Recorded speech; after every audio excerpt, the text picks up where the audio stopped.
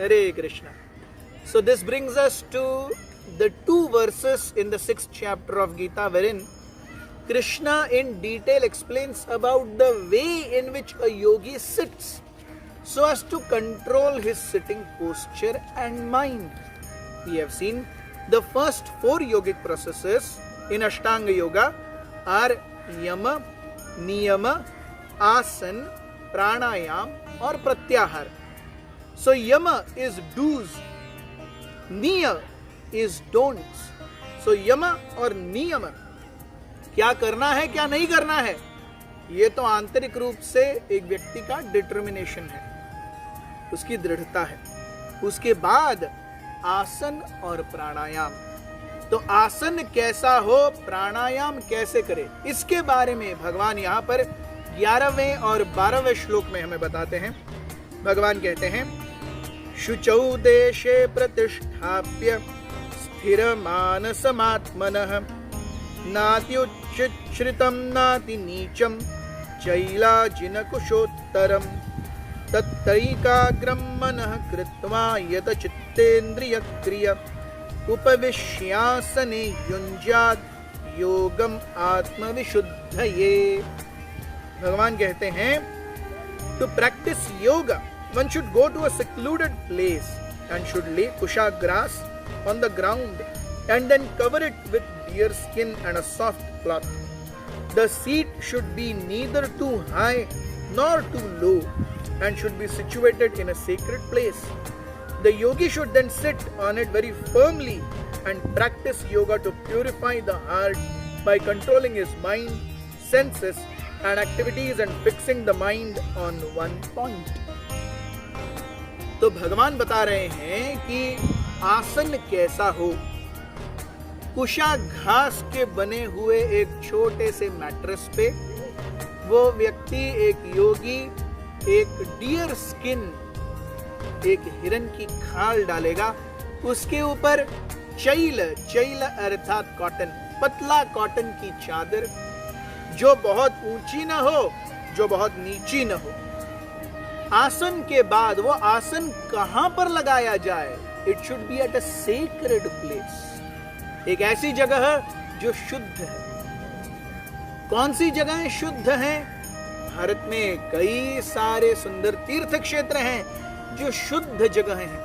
हम देखते हैं स्वाभाविक रूप से अगर हम हरिद्वार, ऋषिकेश, जगन्नाथपुरी, द्वारका, पंढरपुर ऐसी जगहों पर जाएंगे, नीचे कांचीपुरम, कई जगह जहां पर जाने के बाद तुरंत ही एक डिवोशनल एटमॉस्फेयर आता है. तो एक जगह का योगी के मन पर बहुत सटल प्रभाव होता है. इसीलिए हम देखते हैं भगवत गीता के पहले अध्याय के पहले श्लोक में भी धृतराष्ट्र ने संजय से पूछा था, धर्मक्षेत्रे कुरुक्षेत्रे समवेता युयुत्सवः. अरे कुरुक्षेत्र में मेरे पुत्र और पांडु के पुत्र एकत्रित आए हैं, लेकिन कुरुक्षेत्र एक धर्म क्षेत्र है, तो उस धर्म क्षेत्र का इस युद्ध के ऊपर क्या प्रभाव पड़ेगा? सो नेचुरली अगर कोई बियर बार में जाएगा, कोई कसिनो में जाएगा, तो वो हरे कृष्णा भजन नहीं करेगा. और अगर कोई किसी मंदिर में जाएगा तो वो ताश की गड्डी लेके नहीं आएगा. वो जगह उस चीज के लिए क्वालिफाइड नहीं है. सो इसीलिए we go to a sacred place. So इसलिए हम देखते हैं तीर्थ यात्रा का इतना महत्वपूर्ण योगदान क्यों है. वहां पर जाकर हम जब साधना करते हैं, वहां का एम्बियंस, वहां का एटमॉस्फेयर ही ऐसा होता है कि स्वाभाविक रूप से भगवान याद आते हैं. श्रील प्रभुपाद जी ने कहा कि मेरे द्वारा बनाए गए सारे temples they are not different from Vaikuntha. जहां पर भी इस्कॉन के मंदिर हैं वो सब वैकुंठ के समान है. वहां पर आकर हम भगवान के नाम, रूप, गुण, लीलाओं का श्रवण कर सकते हैं, कीर्तन कर सकते हैं. प्रैक्टिकली कलियुग में इस प्रकार से एक जगह बैठकर अपना ध्यान एकत्रित करने की साधना अत्यंत मुश्किल है.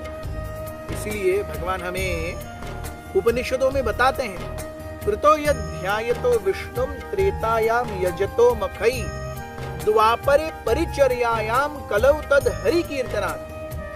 सत्य युग में भगवान के ऊपर ध्यान धारणा करने से,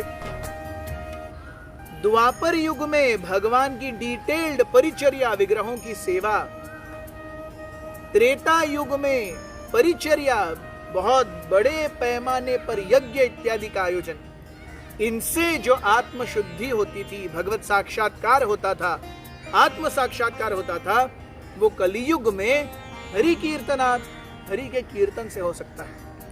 तो हम भगवान के मंदिरों में जा करके भगवान के नाम, रूप, गुण, लीलाओं का श्रवण और कीर्तन करें, यही सबसे उत्तम तरीका है। और ये सब किस लिए करना है?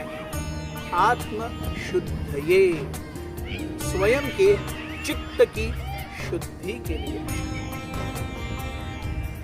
जैसे हम जानते हैं कि आप तक इस ज्ञान को पहुंचाने के लिए हम मेहनत कर रहे हैं, जगह जगह जाकर हम शूट्स करते हैं, और इसके लिए पेट्रोल, सामग्री इत्यादि का खर्च आता है। अगर आप में से कोई स्वेच्छा से अपने आप हमें कुछ धनराशि से मदद कर सकते हैं, which will help us bring quality matter to you, then हम एक नंबर हमारे डिस्क्रिप्शन में देंगे। Please do feel free to contact us. Thank you very much.